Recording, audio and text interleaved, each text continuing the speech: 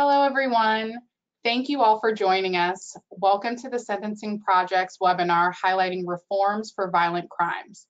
My name is Morgan McLeod, and I'm the Communications Manager at the Sentencing Project. In March, our senior research analyst, Nazgol Ghandnoosh, released a report called The Next Step, Ending Excessive Punishments for Violent Crimes.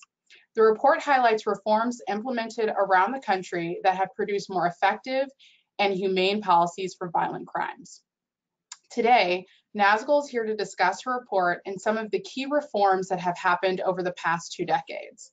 After her presentation, we will be joined by advocates who will share their experience fighting for reforms for penalties for violent crimes. We will hear from Baron Walker, formerly incarcerated advocate featured in the award-winning Milwaukee 53206 documentary, Joanne Scheer of the Felony Murder Elimination Project in California, and Will Heaton of the National Criminal Justice Reform Organization, JustLeadershipUSA. After the discussion, we will open the last 30 minutes of the webinar up for Q&A. Please feel free to submit questions anytime to our panelists using the GoToWebinar questions panel on your toolbar. There will be a recording of this webinar that we will email to everyone after the discussion, and we will post it to our website and on our YouTube page afterwards. So to get started, I will hand things off to our senior research analyst, Nazgol. Nazgol, can you share your screen with everyone?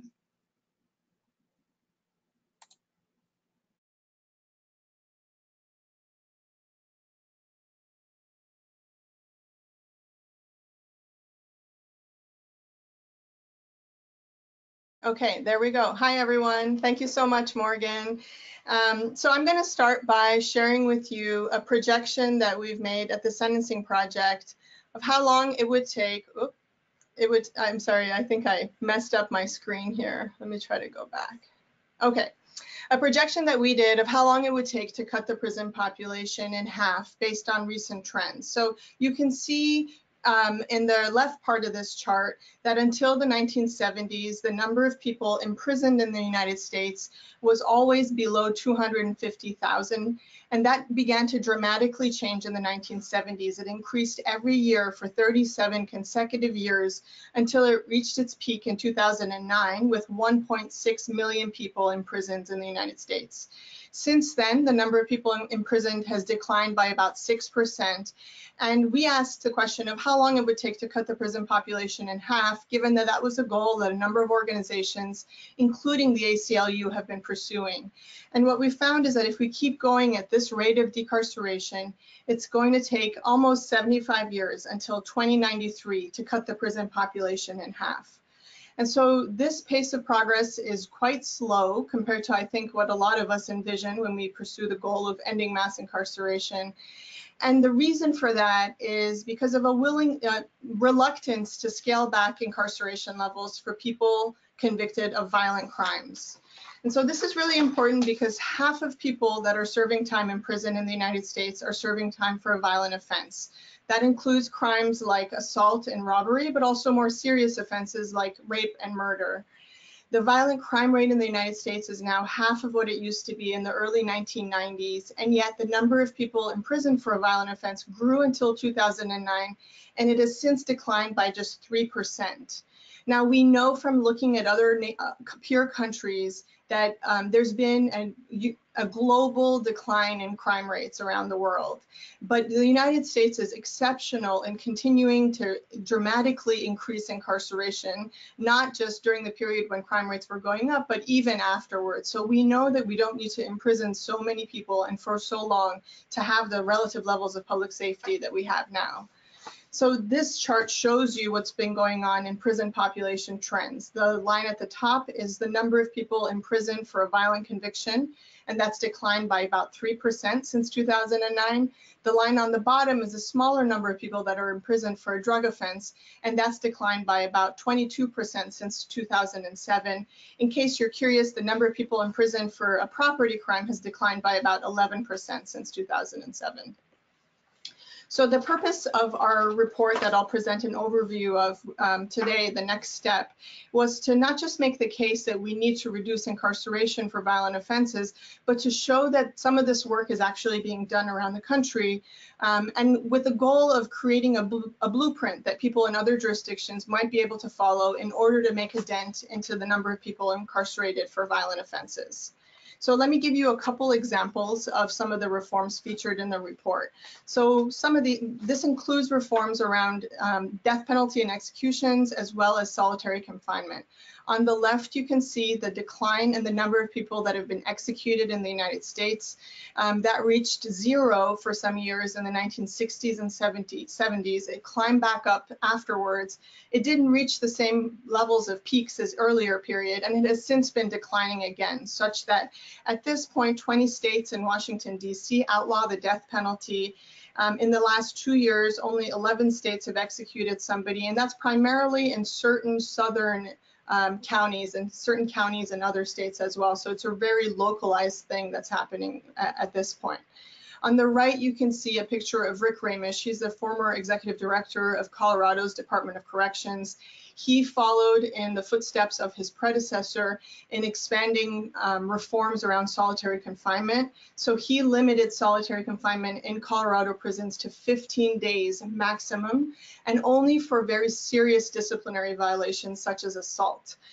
So he believes that solitary confinement, long-term solitary confinement of over 15 days is a form of torture. And he explains that the reforms that he's implemented in Colorado have made prisons there more humane, less costly. They've reduced rates of violence against prison staff and have promoted safer returns to communities for incarcerated people. Another area of reform around sentencing for violent crimes has been for people convicted as youth and as young adults. So pictured here is Brian Stevenson, the founder and executive director of Equal Justice Initiative, and he helped to argue one of the Supreme Court cases which helped to significantly limit life without parole sentences for young people. So at this point, 21 states and Washington, D.C. ban juvenile life without parole sentences for people under age 18. Another area of reform for young people has been on transfers of youth into adult courts. So a number of legislatures have increased the minimum age at which youth can be transferred into adult court and narrowed the kinds of offenses for which the youth can be prosecuted as adults. Another example listed here is in California, where legislators created youth offender parole hearings. And these are parole hearings that give greater weight to the diminished culpability of youth and their greater potential for growth and maturity.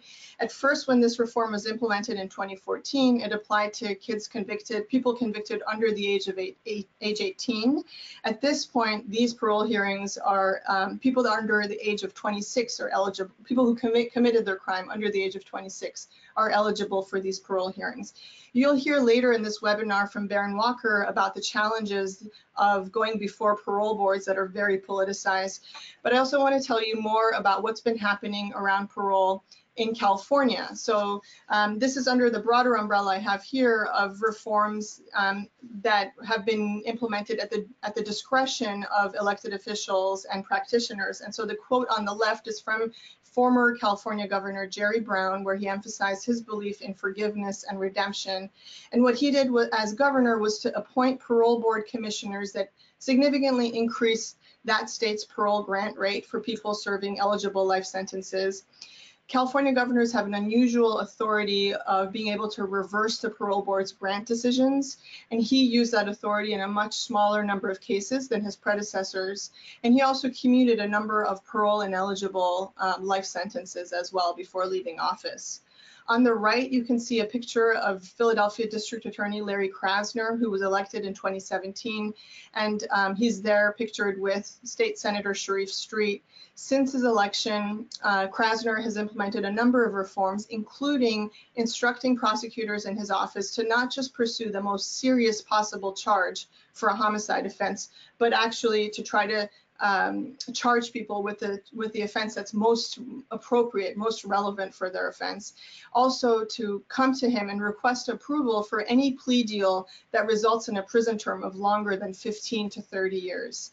So he's there with Scheer Street in this picture because Larry Krasner endorsed a piece of legislation introduced by Senator Street, which created in its original form a possibility of parole review for people sentenced to life without parole in Pennsylvania, beginning at 15 years after incarceration. And so let me wrap up by giving a couple examples of legislative reforms. These have happened in states where you wouldn't necessarily expect to hear about progress in sentencing for violent offenses, and so including southern states where which have some of the highest rates of incarceration in the country. So Mississippi in 2014 reformed its truth in sentencing law and scaled back how much time people have to serve before they qualify for parole from 85% of their sentence to 50% of their sentence, and this applied for many violent offenses. You'll hear from our other panelists about reforms around felony murder in California and collateral consequences at the federal level for people with violent convictions. And I also want to just conclude by mentioning our ongoing campaign to end life imprisonment. The picture here is drawn from our website, which you can visit at endlifeimprisonment.org. We advocate for capping prison terms at 20 years, given that we know most people that are serving longer sentences than that have aged out of crime. Extreme sentences are not a deterrent to future offending. Instead, it's the certainty of punishment that's relevant for deterrence. And by incarcerating so many people for such lengthy periods of time, we're not investing in much more effective preventative measures to prevent future victimization. So we're encouraged by some of the reforms that I mentioned to you. And in addition to that, there are at least 16 bills that have been introduced in states around the country and in Washington, D.C. to apply retroactively some reforms around sentencing to people serving life sentences. Just today, Senator Cory Booker and Representative Karen Bass are going to be introducing federal legislation to create a second look provision for people in federal prisons so that after serving 10 years of imprisonment, they qualify for consideration for parole, and that there's a presumption of parole for people who are age 50 or older. And so I'll stop there and turn it over to Morgan and our other panelists. Thanks.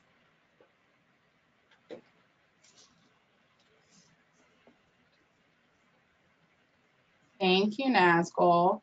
Now I'm going to bring Baron Walker into the conversation. Baron, if you can share your screen and unmute yourself, please. Hello, how you doing this morning? Good. Thank you so much for being here today. We really appreciate you taking time out of your vacation to join us. I just wanted to start by, you were part of an award-winning documentary, Milwaukee 53206, which chronicles the lives of those living in the zip code that incarcerates the highest percentage of Black men in America. Can you share with the audience why your story was featured in the documentary and how you got involved? Our story was featured in the documentary because my wife had the good fortune of coming across a producer that was actually investigating the area called Milwaukee 53206 because it's the largest incarcerated area, this small area in Milwaukee in the entire country, thus globally the most incarcerated place in the world.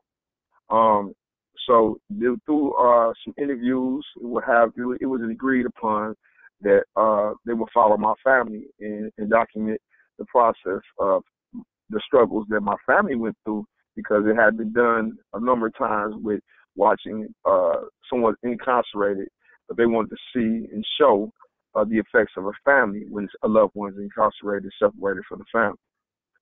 So I ended up meeting the producer, Mr. Keith, and I did like 8 hours of interview over the phone, which they sectioned some of this and put it in the documentary.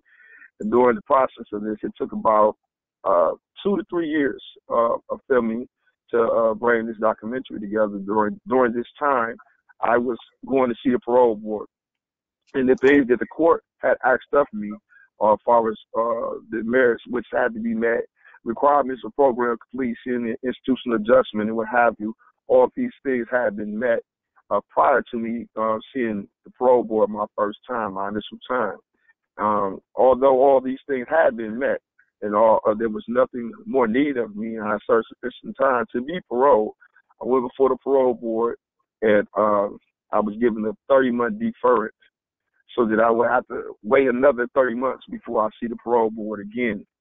I did this, and after such, I ended up completing more voluntary programs, pursued certification as a paralegal, certified as a machine operator, pesticide applicator, and all these other things, in which parole again. I have been a tutor for 2 years by this time, teaching guys, preparing to complete their GED. And with parole, was denied parole again. I received an 18-month deferment. And it wasn't said that I was doing anything wrong, that I hadn't met my program needs, any of these things. It just felt as though I hadn't met sufficient amount of time, although eligible for parole. And the assertion was that I still possibly pose a threat to society, although my proclivity showed nothing to merit such. I was denied parole again. I went before parole again 16 months later and was told the same thing. But although they were taking me down in timetable, however, they still were denying me parole with no real significant reason in doing so. The last time I went before parole, during this time, the film had already been out. And it definitely brought a lot of attention to my issue. A lot of people were writing in, demanding my release, asking the parole board how come I was not released. What is the significant reason why I'm being held in prison when clearly my institutional adjustment had been adequate. I had met all my program needs. I hadn't had a conduct report, an incident violation in over 16 years. Yet still they denied me parole. And finally, I went to the parole board. I had obtained an attorney prior to. He was researching my case pro bono. I received his blessing also through the documentary. And during the time he's researching my case, I went to the parole board. And the parole liaison, she told me that although the court had stated, as long as I had met adequate institutional adjustment, met all my program needs and what have you, did not show the same behaviors in which led to my incarceration, that I should be paroled. She said that once upon a time, this is something that they believed in, but the DOC no longer goes by that. They once believed that program needs and met would be something that would lead to a person rejoining society and being adequate out. But she said they no longer believe in that. They have to make a decision based on what they believe is sufficient time and taking consideration of society and all of this and that. And basically denied me parole again, gave me a 12-month deferment. And this was after I had received a 9-month deferment. My attorney found this out, and this had created a new issue in my case. And we used this to go back and sue a sentence modification. The course, my attorney took it to the district attorney's office, and the district attorney's office actually agreed with my attorney that it was a created new issue. And then we took it to court. The judge agreed upon it. I was serving a 60-year sentence. I had completed 23 years on a 60-year sentence. And the courts modified my time. I had 25 years on one bank robbery and 35 years on another. And they modified 25 years to time served and the 35 years to 5 years probation. And I was released. So in total, you went in front of the parole board how many times? I believe I went to the parole board 30, 18, 12, 11, 9, 12, 7 times. Wow. And so can you tell us a bit about what was going on at that time? Why were more people being denied parole? Can you talk about like the politics going on at that time? Well, in Wisconsin, there was an enactment of truth in sentencing. This policy that was enacted then, that whatever time that you receive, you actually serve that time. But those of us who were under the law prior to became known as the old law inmates. Mm-hmm. And they unofficially began to subject us to consistency policies and procedures. So they actually received the unofficial document from, at the time, Governor Tommy Thompson, and he informed his administration to do any and everything possible that was legal to extend our time to our mandatory release date and or beyond. Because some of us, we were subject to this thing called PMR, presumptive MR, and presumptive meaning that it required something else, a merit to be met prior to. And so had I not completed my program needs, had I not had adequate institutional adjustment and what have you, they can use that to hold me past my mandatory release date. Because my mandatory release date wasn't mandatory, it was presumptive. So they were using these type measures to keep guys incarcerated. So there's a number of individuals now who have served sufficient amount of time to be paroled and also have met their mandatory release date. But because they had a minor conduct report or even a major conduct report for having a dirty UA or something like that, they're being held past their mandatory release date right now. Mm-hmm. So from what I understand, there's about 3,000 people in Wisconsin who were sentenced before truth in sentencing, who are still being denied parole, these old law people. Can you tell us about the advocacy work that you're doing now with your wife, Beverly, to help this group? And is there any other advocacy efforts you're aware of? Yes. As soon as I came home, I connected with the advocacy group grassroots organization known as Wisdom, who had did a lot to help my situation, and partially through them, my wife ended up meeting Keith, which led to the documentary. We also worked with Expo, Ex-Person, an incarcerated organization. I also am currently now facilitated with Yes Youth Empowerment Seminar. And we travel a lot, doing a lot of things to bring forth awareness about those who still are being incarcerated and unjustly held. Let's see, and right now we're actually filming a documentary in relation to the guys that are incarcerated, the 3,000 incarcerated. It's called the 3,000 Project, because as I needed a voice and was blessed to receive one through the documentary Milwaukee 53206. This documentary, I feel, is definitely necessary and would be helpful as to give a voice to these individuals that still remain incarcerated, that didn't have the good fortune that I had at that time, because I sought to have a voice and receive the blessing. And we have a website as well, Family Deferred, that we allow individuals to send us their pictures, a short bio of themselves, and we post their information so that they can receive supporters as I had to try to obtain their release. Mm-hmm. Well, thank you very much, Baron. We'll have Joanne join us now. If you can, share your screen and unmute yourself. Okay. Hi, Joanne. Hi, Morgan. So you work for the Felony Murder Elimination Project in California, and Nazgol highlights in her report that California recently passed legislation scaling back the felony murder rule. Can you tell us about your work that your organization does and how you all organize to support advancing this legislation? Yes, I will start with the legislation that was recently passed last year, Senate Bill 1437. It was authored by Nancy Skinner, and it was sponsored by Restore Justice. They have many co-sponsors. We were one of them. Felony Murder Elimination Project was one of them. The bill itself amended California law to allow those who did not actually kill, but who were convicted of murder as aiders and abettors to the actual murder, to petition the courts for resentencing.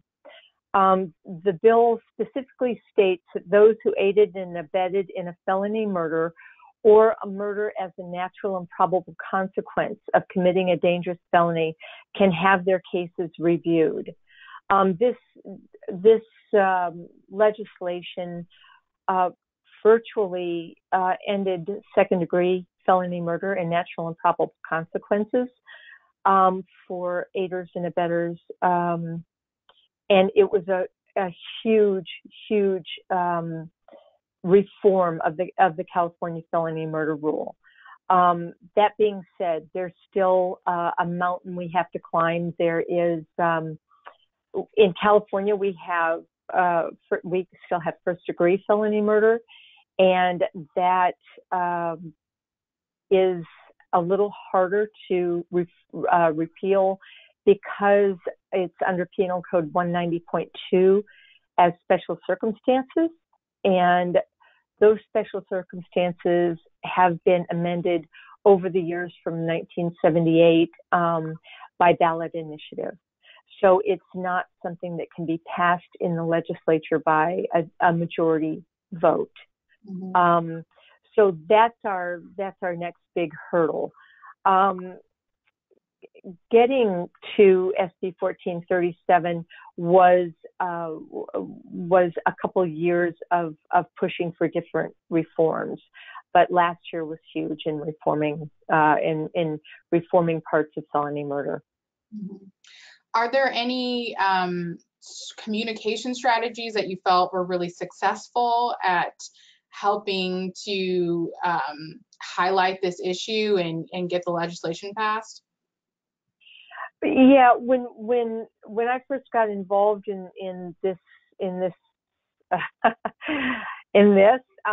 my only child had been convicted as an aider or abettor under felony murder, and I'd never heard of it. I had no idea what that was, so I started researching it, and he was given a life without parole sentence, which is a mandatory sentence for first-degree felony murder.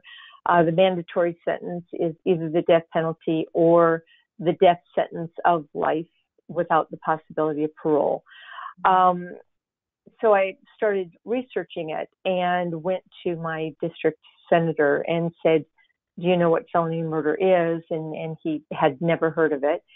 So I asked for help regarding it. And he had me put together a binder of the research that I had done as far as what felony murder is across the country. Is there felony murder in other states? Has there been any repeal or elimination of felony murder in other states? And so I put together my research and started going to the Capitol and calling on other legislators to talk to them about felony murder. I found that there was nothing that was addressing felony murder at the Capitol. People did not know what it was. Legislators did not know what it was unless they'd gone to law school, and at which point in time they'd heard about the theory of felony murder. So I just started calling on legislators. I got, in 2016, I had Assembly Member Susan Bonilla, who was our district assemblywoman, started Assembly Bill 2195, which literally just called for data it called for the district attorneys of each county to just check a box whenever they charged and convicted anybody of felony murder, because I found that there was no data for felony murder. We know how many people are in prison having been convicted of first degree and second degree murder, but none separating felony murder or whether or how many people were the actual perpetrators as opposed to aiders and abettors under that rule. That bill unfortunately did not pass. It was simply just to collect data because we don't have that data. At that time, when it failed, I decided to go at it a different way and look to see how many of our life without parole population in California were sentenced under felony murder. So I put out a survey to all the prisons, all 35 prisons across the state, to ask questions about whether they were charged under felony murder, whether they were the actual perpetrators of killing, and at how old they were at the time of the crime. I received about 1,400 surveys back and put together some information based on that, even though it wasn't scientific data, even though it didn't cover everybody. Obviously, everybody did not send me a copy of the survey. So I ended up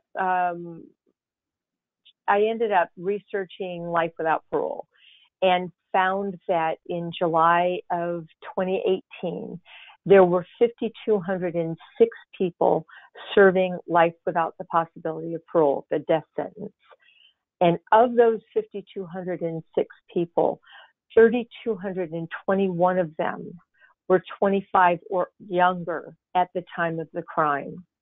19, the number one age of conviction at the time of the crime was 19 years of age. And of those 5,206 people, 3,700 of them were first-time offenders. So you can make a deduction based on those statistics when you think about the makeup of what felony murder is. So that being said, the next year, I found myself back at the Capitol and trying to find a legislator who would bring a felony murder bill, and at the same time restore justice. Alex Malik and Kate Chatfield were also looking for a legislator to author a felony murder bill. Senator Skinner and Senator Nancy Skinner stepped up and fabulous Senator Nancy Skinner and went with Restore Justice, and brilliantly they came up with Senate Concurrent Resolution 48, which what that was is it. I'm sorry that Alex was with Cut 50 at the time. Cut 50 was the sponsor of Senate Concurrent Resolution 48. And what that did was it educated the legislature on felony murder and the collateral consequences of such a conviction. Passage of SCR 48 meant that the majority of the California legislature agreed that statutory changes needed to occur to more equitably sentence offenders according to their individual participation in a crime. It was a huge. It passed. It educated legislators about what felony murder is, because in our state it's very complex.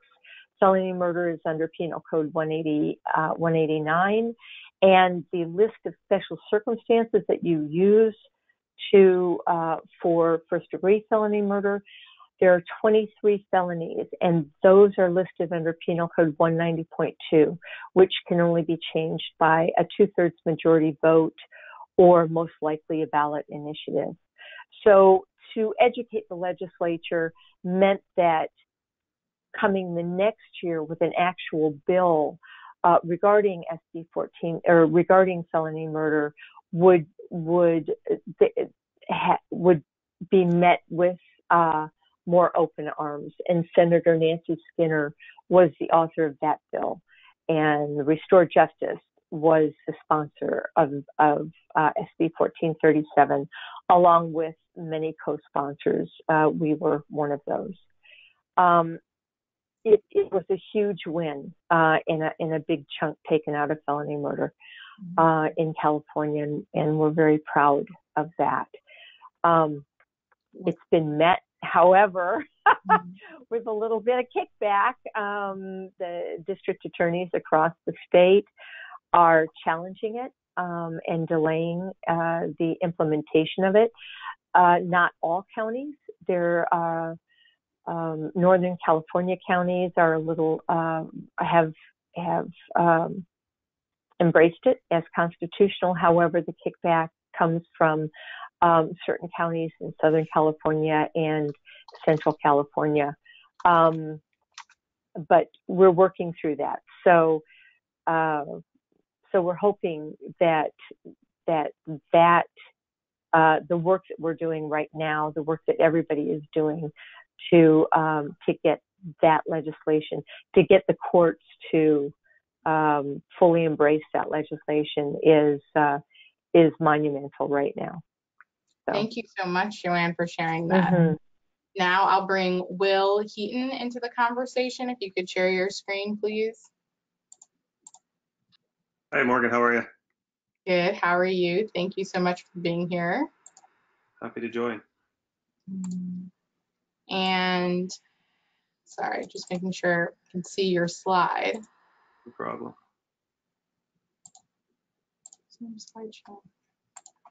Okay. So Nazgol also pointed out in her report that last year in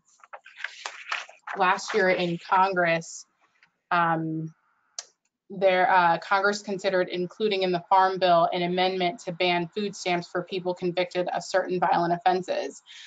You worked on this effort, so can you talk about this amendment and your advocacy efforts to oppose this proposal? Sure. So what I'd like to do is just start with a little bit of context around the Farm Bill itself.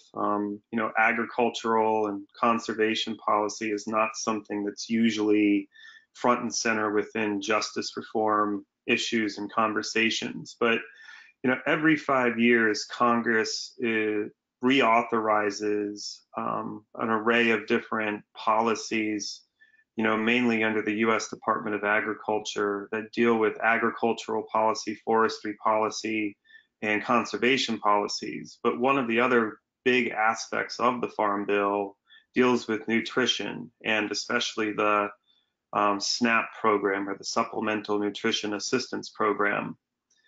And so when in 2013, where this really became an issue regarding collateral consequences and how a lot of justice reform advocates became involved, is that at the time, Senator Vitter from Louisiana had introduced an amendment to the Senate Farm Bill at the time that would have basically permanently banned SNAP benefits from people who had been convicted of certain violent offenses. It would have been retroactive, and it would have been a lifetime ban. And so it was significant in terms of the negative impact that it would have had. And, because a lot of justice advocates aren't necessarily focused on the Farm Bill, it actually was able to slide through the Senate with very little opposition. And then subsequently in the House version, after this had become known, it was actually included in a House version as well. But before the final bill was, approved in conference committee, advocates were able to roll back some of the provisions where it was not retroactive, and it only applied to people who had certain types of convictions that were not in, were not following conditions of their sentence, and namely, once somebody has come home from incarceration and they're under supervision. And so advocates were, successful in at least rolling back some of, the negative consequences of such an amendment, but it was still very much a problematic issue.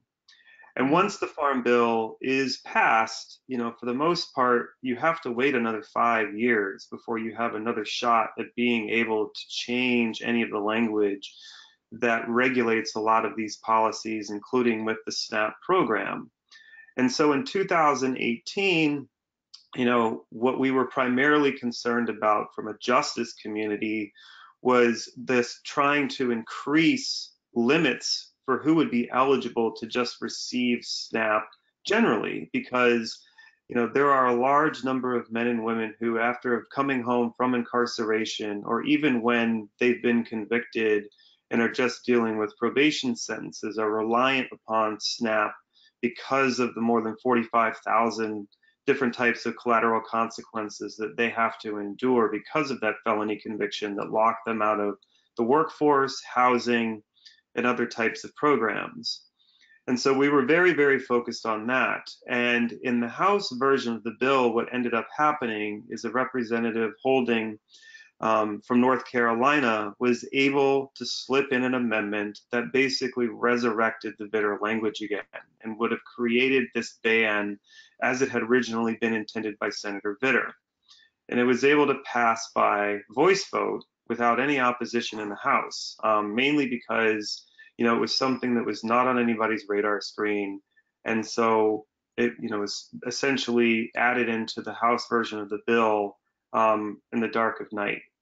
But when we were able to find this out shortly after this happening, we mobilized a large coalition of organizations, not just within the justice reform space, but within the nutrition community as well, recognizing that this was an extremely bad, amendment, and we were going to have to do a lot of work on the Senate side to be able to keep this out of the Senate version and ultimately out of the final version.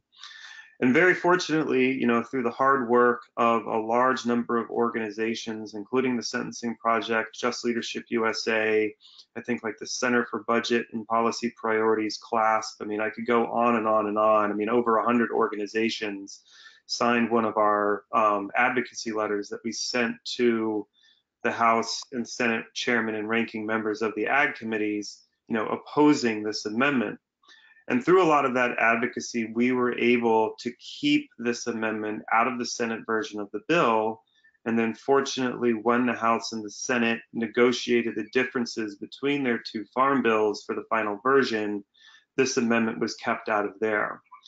And so while we weren't able to roll back the current law in terms of some of those, existing provisions that, continued to remain from when the Vitter Amendment had been passed 5 years earlier, we were definitely able to avoid, increasing the penalties that people that have been convicted of violent felonies would have been facing. And so I would say it was a great, kind of case study in terms of how not just a specific community of activists, like in this case from the justice community, but pairing up with other communities as well to really raise a united front to keep something of this just negative nature out of legislation that would have significantly harmed a large number of people. That's great. And then going forward, what do you suggest for criminal justice advocates to stay up to date with amendments and bills that might get tucked in to other committees that are bad? And how do we prevent future bad bills from getting passed?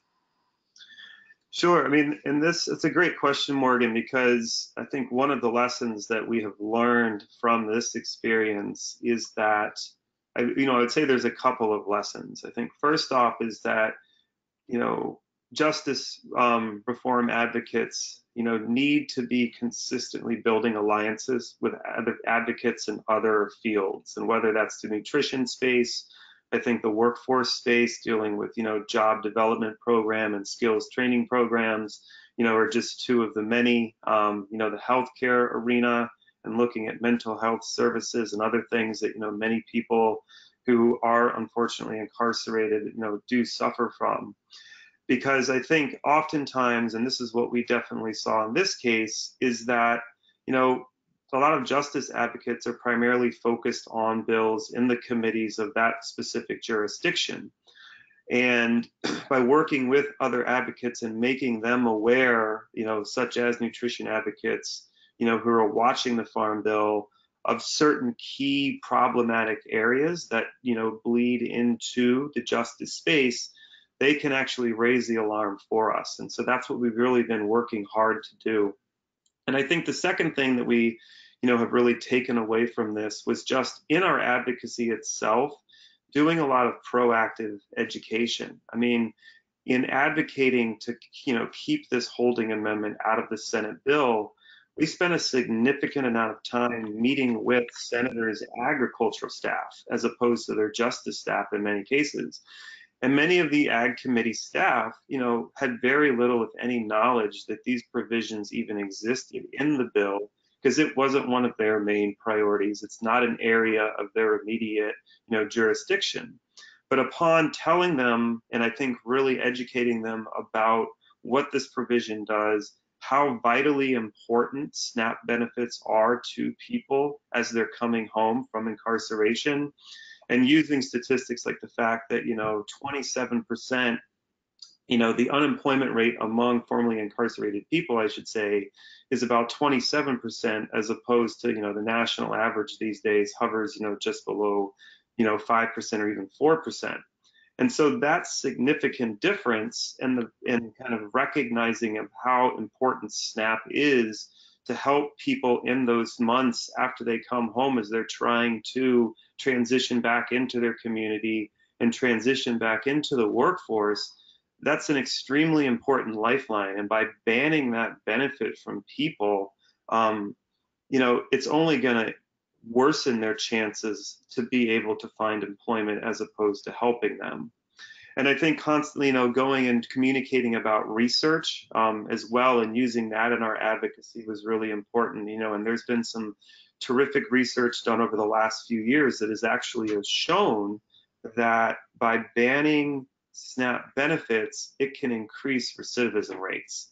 And in doing so, then it's not only harming a greater number of people, but even if you look at it from a more conservative vantage point, it's more expensive, because to incarcerate somebody and to detain somebody in prison is by far and away much more expensive than what that SNAP benefit would be that you could provide them when they're back home with their family in their community, and able to participate in daily life. And so I think really what we learned is, building alliances with other constituencies and coalitions, being really, really smart and strategic about how you use research and information with congressional staff beyond those kind of immediate allies that you work with in the justice community, was really what ultimately led to our success in being able to ensure that this amendment was not included in the bill, and able to kind of make some other gains as well in some areas regarding SNAP. Thank you so much. I want to open it up for everyone for discussion now. So if everyone wants to share their screens and unmute themselves, just a reminder for everyone on the call, you can submit questions to using the GoToWebinar panel in the questions box. So let's get started. So the first question that came in, oh, Baron, if you're here, you can share your screen also. Yes, there you go. Has it been determined what is considered excessive punishment for violent offenses? And shouldn't the victims of violent crimes, including communities, be included in conversations about what is excessive punishment? Anyone can start who'd like to drop in. I can start by answering that. I think one of the ways that we can see that punishment for violent crimes has become excessive is by looking at what we do now compared to what we've done in the past. So we know that prison terms have increased significantly for violent offenses, and the likelihood of being admitted to prison for a violent crime has also gone up a lot. And we can also compare what we do in the United States with what happens internationally. So, for example, while 1 in 7 people in American prisons are serving a life sentence, in countries that we consider our peers in many ways, like Germany, France, Italy, they've completely abolished life imprisonment as a possible sentencing option. So I think those are some of the ways that we can figure out how to calibrate where we're at now in terms of penalties for violent offenses. In terms of being responsive to victims and communities, I think it's important to recognize that we all have the same goal of promoting public safety. And yet, if we take a sober look at our criminal justice policies, we know that this kind of excessive sentencing is not something that advances public safety. And if we also look at things like surveys of Americans and what their views are of how to invest in public safety, we know that people that are most likely to experience violent crimes, people of color, are most likely to support efforts to invest in rehabilitation and crime prevention rather than in extreme prison sentences as a response to the kinds of crimes that they're dealing with in their communities. Thank you. I agree with William in that advocacy groups in local or other states should have better communication and networking with one another, because I believe there's more power in doing so instead of advocating as an individual or small group, because the information that one group has could be very helpful to another group, and if we network together, it allows for a more powerful platform. Because it's many groups in the state of Wisconsin, and we share some of the same issues, but I think it would be a more powerful force if we came together and addressed these issues instead of addressing it as one single man. Mm-hmm. Wisconsin, actually, violent crime percentage has been going down. However, the unofficial concept seems to be lock them up and throw away the key, because the scare tactics that seem to happen upon any political run here in the state of Wisconsin. They find the worst crime possible, and they project that and they say, well, do you want this individual released in your neighborhood? I mean, I don't think anybody would want a horror film released in their community, but that's what they intend. You know, they it's a fear factor. You know, I sit and I watch some of these commercials when they're campaigning, and I say, wow, I'm knowing that the mass majority of individuals that's eligible for parole aren't heinous crimes and aren't murders. However, they just use whatever excuse employed to continue to justify denying parole and to scare the public. So the next question is, what advice would you give to families who want to get started in doing this advocacy work, either for their loved ones or, you know, on behalf of other people in similar situations as their loved ones? I don't know if Joanne or Barron, you have any thoughts of that? Yeah, I would very much like to address that. What happens when you've got a loved one who is now entering the criminal into the criminal system? You're left with fighting for, you know, trying to find attorneys and things like that, and there's shame around it, and so what happens is you end up isolating yourself. The first thing I would do is reach out for support from other family members who, or other loved ones who are in this situation, who've gone before you. I would also recommend that what we forget is that our legislators are there because we voted them there. We're their constituents. So go to your district legislator, go to your district assembly person, go to your district senator and say, look, I've got a problem. This is what's happened to my family member. This is how it's affecting my family. This is how it's affecting my community, and get them involved. I can't tell you how many times I've been at the Capitol where I've talked to other people who are going in to see the different legislators, and they've literally said, I didn't know I could do this. I didn't, you know, for some reason they don't feel as though they can walk into their district legislator's office, and they want to hear from you.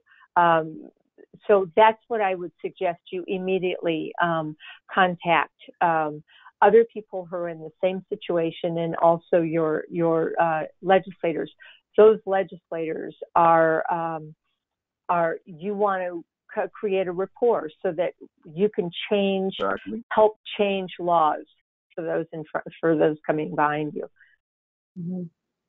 Exactly. I agree with Joanne. Since I've come home, I've been to the governor's house, I guess, in Madison. I've met with some of his staff and sat down and met with them and discussed changing policies within the DOC and informing them of things that I felt would be a better transitional process for guys returning home, because as it stands now, individuals that have served 15 or more years as far as the technology and access to computer network, the website, what have you, they are computer illiterate. They don't know how to fill out an application online and or send their resume through an email, or it's a lot of things that people have been left in the dark on. So they just gone. I told my wife when I came home that I am blessed because of the advantages I have through the things I had access to through her. Otherwise, I felt like the casino man, a caveman just released upon today's society and completely at loss. So those who do not have those resources, it's scary. So I informed the legislature that they need to set up a realistic transitional process for those who are returning home that have been gone for so long. And once again, I agree with you that get in contact with your local legislator, informing them of your issue, also looking for grassroots organizations that can inform you of your rights and things that you can do, because there's a lot of things that people are unaware of. My wife had to inform a lot of legislators and what have you of the old law. You know, some of them are informed of what's going on currently, but what I was subject to and what I was being denied of was an old law that was still enacted for what I was subject to. But a lot of people didn't know anything about it. They assumed that my wife was just asking him to have me released, not knowing that I was actually eligible for release and had served my time. I've been home. I've had a meeting with the secretary of the DOC, the parole chairperson. A lot of these people you just call, you get in contact with, and you let them know that you have issues. These are public issues, and you can sit down and address your issue with these people. Thank you. The next question is, how can criminal justice reform advocates who are working on reforms for nonviolent offenses, like drug offenses, how can they promote their reforms without harming reform efforts for violent offenses? Any other thoughts?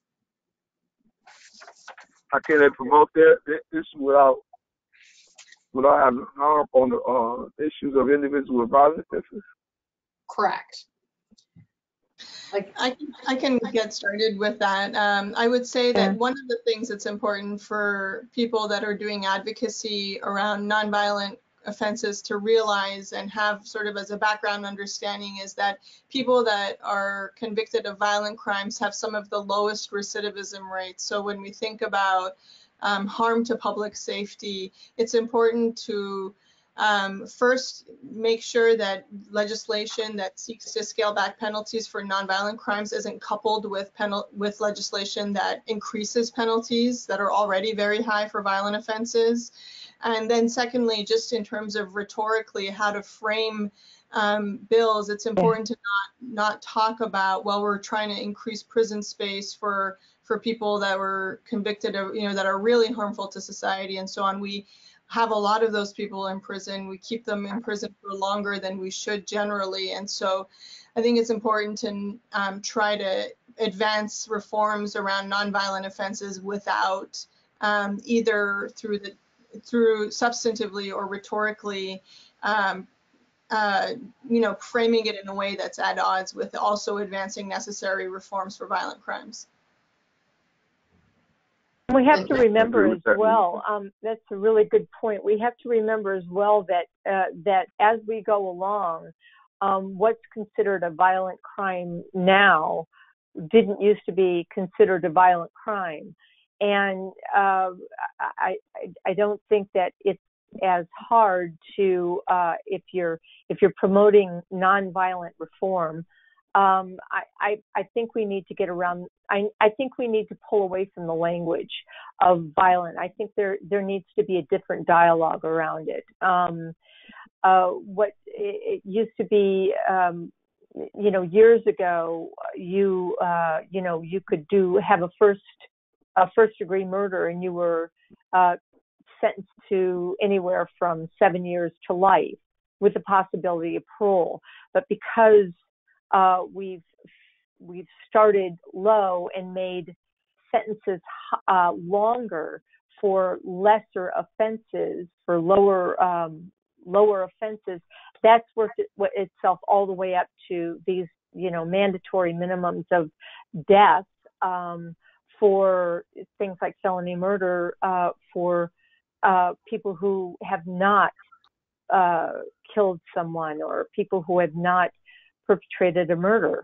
So I think that we need different dialogue around and pull away from violent as opposed to nonviolent, because those have changed. Those definitions have changed definitely over the years. Yes, the jargon does set in mind a particular thing automatically. When describing certain things as disruptive, aggressive, and certain things automatically come to mind. So I do agree. It's the jargon, the choice of word. But if in advocating for a nonviolent, I believe we should never set up, as components, comparatives, such as when I'm advocating for someone that has a nonviolent offense, and I compare it with those who are serving time who has a violent offense.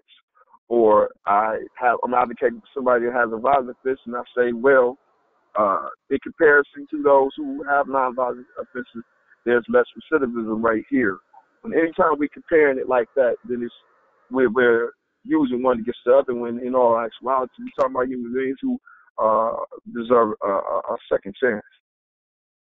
Yeah, and Morgan, I think it's a great question, and I would really, I echo what everybody else has said on this point, but one thing that I would really want to just stress is that, in advocacy, as Barron was saying, not separating violent from nonviolent, but I think what we need to lead with in our advocacy is the idea of human dignity and respect, and that every single one of these people is a human being that is deserving of our respect. And I think when we start our advocacy from that perspective, and then in addition to that, taking into consideration the circumstances around which that crime may have happened, and thinking about all of those different types of pressures and traumas that an individual, may have had to endure, prior to that event or following that event.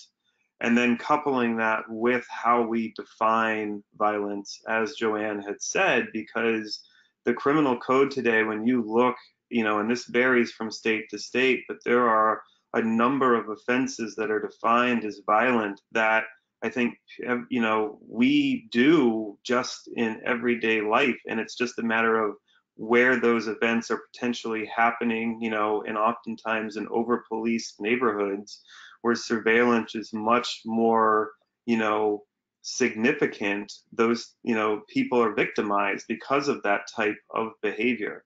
And so I think at the end of the day, just making sure that we're always centering our advocacy around human dignity and respect first and foremost, really start to, I think, eliminate a lot of these preconceived notions that have, oftentimes led to truth in sentencing laws, that are oftentimes based on fear and reactionary behavior, as opposed to like what really can be helpful to every individual at the end of the day.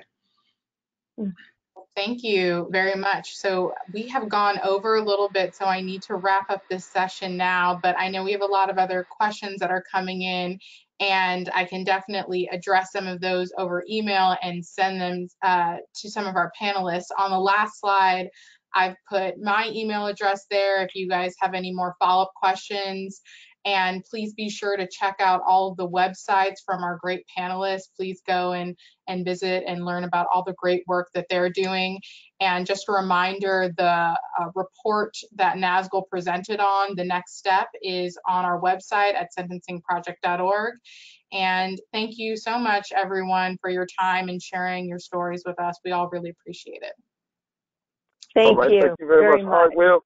How's it go? Joanne, thank you. Great meeting y'all. Thank you, you guys. Bye. Thanks, Morgan, Nazgol. Bye-bye.